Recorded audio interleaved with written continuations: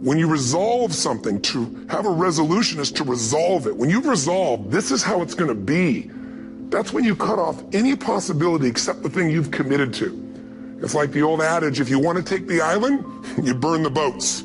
Because when you burn those boats, there's no going back. You're going to find a way to make things work. And most people, they're stating what they hope will come together, and if it doesn't happen, then they're disappointed, but they're not too disappointed because they're not too vested. What does it take to successfully create a lasting change in your life? To not only have a New Year's resolution you follow through on, but really have a lasting change? Well, the first step for lasting change is very much like making a New Year's resolution. Fundamentally, it's the same. The first step is you got to have a vision for what it is you really, truly want. Not what you think you want or what you should have. I mean, what are most people's New Year's resolutions? I'm going to stop eating sugar. I'm going to stop smoking. I'm going to lose 10 pounds. The problem with that is it's not very inspiring for most people. It's not telling you what you're going to get. It's only what you're not going to do. And it's kind of hard to have you move forward with that. A vision is about what you're here to create. A vision that really works is one that excites you. If you say, well, my resolution, my goal, my outcome for this month, this week, this year is to lose X number of pounds, that's okay, but it's not very compelling. It has to be a compelling vision. It's got to have something that has the power to pull you, not something you have to push yourself to do. Those are two different kinds of motivation. Push requires willpower, and willpower never lasts. What will last is pull. Having something so exciting, so attractive, something you desire so much that you have a hard time going to sleep at night and you get so up early in the morning to rock it and take it to the next level. That's what you're looking to create. And that isn't easy to get. I want you to try something if you would. Please stand up. Please stand up if you would. Shake your body out. You can adjust your camera if you can. If you can't, it's okay. I can see it. And what I want you to do, really simply, is I'll show you first. Here's what they did. They took students and elderly people, people of all ages, and they tried something.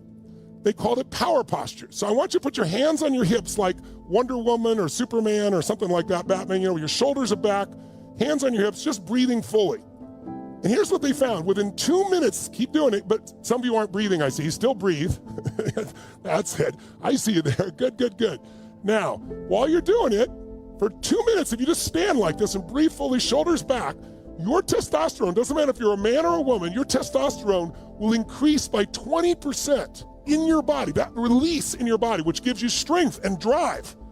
But also, just doing this for 2 minutes, and they found your stress hormone, which is cortisol, will drop literally by 25%, and your risk tolerance, your willingness to go do something you were afraid of, changes by 33%. In other words, you're 33% more likely to take action than you were before if you just stand like this for 2 minutes. The other one they have is seen a guy, who's got his arms behind his back and his legs are up at the desk at the office. That does the same thing, believe it or not. Now, I don't do this. I show people how to produce the energy by movement and voice. So just for a second, do me a favor. No matter where you are, I want you to wake up your nervous system. So I'm gonna ask you to do some things that sound weird, but they're scientific. And one of them is the way you make sound affects the way you feel, radically. It changes your biochemistry. It also, when I ask you to make a sound, if you'll just do it instinctively, not think about it, it makes it go to the deepest part of your brain, the reptilian portion of your brain, which wakes up your nervous system. So right now, while you're standing like this, just try something. Make the sound out loud, don't worry about anybody around, of being totally excited. What's the sound you make if you're totally excited? Make that sound, go. But one of the reasons we do seminars and events, and we say, why do that? Why not just read a book or something? Is because when you get in an environment where you're with people that are being put in a peak state, like when you're going to a sporting event, if you watch a sporting event at home, it might have a certain level of excitement. But when you're in a stadium with 50,000 people, suddenly it has a whole different level of intensity. And we feel that. And the bottom line of our follow-through comes down to our emotional intensity. In a different state of mind, you're going to come up with a much better and a more exciting vision than if you're sitting on the couch going, okay, what are my new resolutions for this year? And you're doing it the morning after the new year started and you're a little inebriated and the football game's on in the background. Probably not going to have the power of focus there. Probably not going to have the power of the energy to create something that's going to pull you for this year. And you got to do that. So it's got to be a vision that's compelling. Something that it's going to be a gift to make sure that it happens. And also, along with that compelling vision, you got to have strong enough reasons that you're going to follow through when the going gets tough. That's one of the biggest things missing for most people. They say, oh, this is what I want to do. It's not very exciting, it's not very compelling, but most importantly, they don't have strong enough reasons to push themselves through what's going to be necessary to get that dream, to get that goal, when the inevitable challenges come up, when you're starving, hungry, and you're trying to go on a diet, right? When you got no time and you're stressed out and you haven't worked out still, and that's what you're supposed to do. When the economy gets tight and what you thought you're going to do doesn't work, and so you give up on the goal instead of finding another way to get there. You don't let the fear take you over if you've got strong enough reasons. Those reasons can be positive, or those reasons can also be negative. They can be, if I don't do this, this is going to cost me. And if I do this, this is what I'm going to gain in my life. Everything you would say to me, whatever you're going to say to me about why we get in a relationship, underneath it, even if you say, so we can make a difference in the world together, but why do you want to make a difference? Because it's going to make you feel something. There's only one reason we get in a relationship: to magnify human emotion. That's it. That's God's gift. How many of you, when you're excited about something, first thing you think about is who you want to tell or share it with? How many of you relate to this in some way? Say, I. So some people use a friend, but the intimate relationship, if it's not only safe, but there's real love and passion there, there's no greater place. If there's trust, if there's respect, there's no greater place for this. But the challenge, of course, is most people don't have it at that level. And one of the reasons, again, is there's not that emotional fitness. Here's what you got to know. People feel they find their center of gravity and then they blame their partner. And here's what I mean by this. When 9/11 happened, I'll never forget, I had this experience. I was in Hawaii. I was doing a program there for a couple thousand people from 45 countries. We were translating 4 languages simultaneously. It was a 10-day program I used to do that was full tilt from 8 in the morning to midnight. I mean, you had people from all over the world, real leaders. And I just said, living. When do people really begin to live? When they face death. If they face death and they look it in the eye and decide to live, they really start to live. And I said, what would your life be like if in the next 10 days you knew you couldn't get off this island and these are the last 10 days of your life? What would you do different? Who would you call? What would you say? What truth would you tell? What feelings would you share? And I went on to this for like 15 minutes. That night, 911 happened. At 3 o'clock in the morning, they called me to tell me the buildings had just dropped. And we had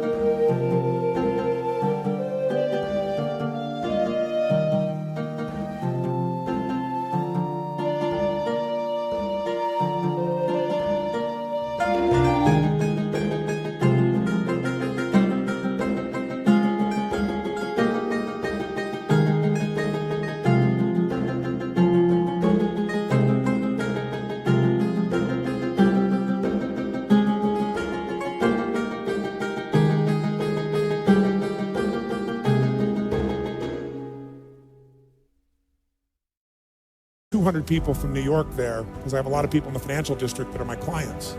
And there were at least 45 people we knew immediately that had lost their entire company, all their friends, family, their husbands, their wives, instantaneously. 3 o'clock in the morning, you go outside and it was pandemonium, because you got people from all these cultures. Every religion was represented in the room. And so outside, there were people that were crying uncontrollably because they knew the end times were here. There were people out there that were fighting because some people were celebrating. I mean, it was brutal. No one thought I'd get everybody in the room. I got them in the room and I said, today is about emotional mastery. That was the scheduled portion of that day was supposed to be. I said, and this is the real test. And so we brought people together and I got people to express to me and tell each other at the moment that 911 happened, what did they focus on? Because these are 3 decisions that shape your life. Number 1, what are you going to focus on? Right now while I'm talking, you're making a decision what to focus on. And it's what shapes your life. It shapes every relationship. It shapes your entire destiny. Are you focused on what this is going to mean to your life? Are you focusing on who the hell is he to tell me that? Are you focusing on the smell of your neighbor after that jumping up and down? Whatever you focus on, you feel, don't you? Even if it's not true, you feel it. So focus is the first decision we make. Second decision is, what does this mean? Is this the end or the beginning? If you think it's the end in a relationship, you're going to behave very differently than if you think it's the beginning. Is God punishing me with this? Is God teasing me? Is God challenging me? Is this God's reward? One shift in meaning instantaneously changes your emotion, and your emotion is your life.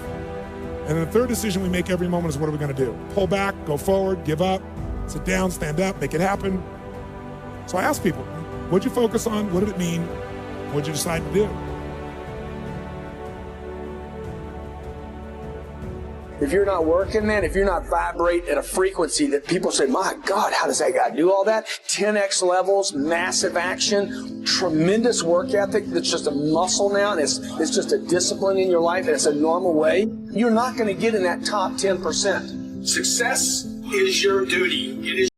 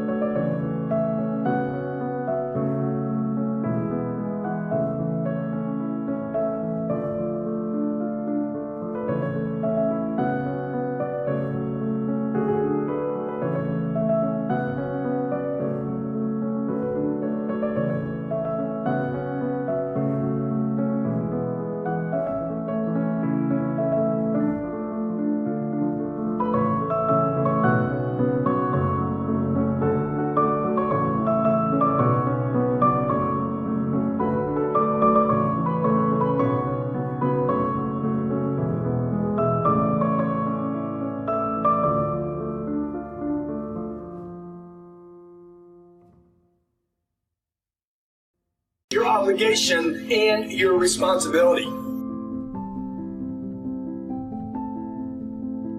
You want to sing, and even though they won't invite you to Carnegie Hall, you're going to sing to anybody that listens to you, including singing to yourself. You got to write, even if no one published your book, write, because that was given to you to do. You better grind, because if you don't, you'll be stuck at that adversity for the rest of your life. Whatever it is, you'll be stuck there. Why don't I get something for us? You ain't got to have the best head in life. You ain't got to start with the two-parent background.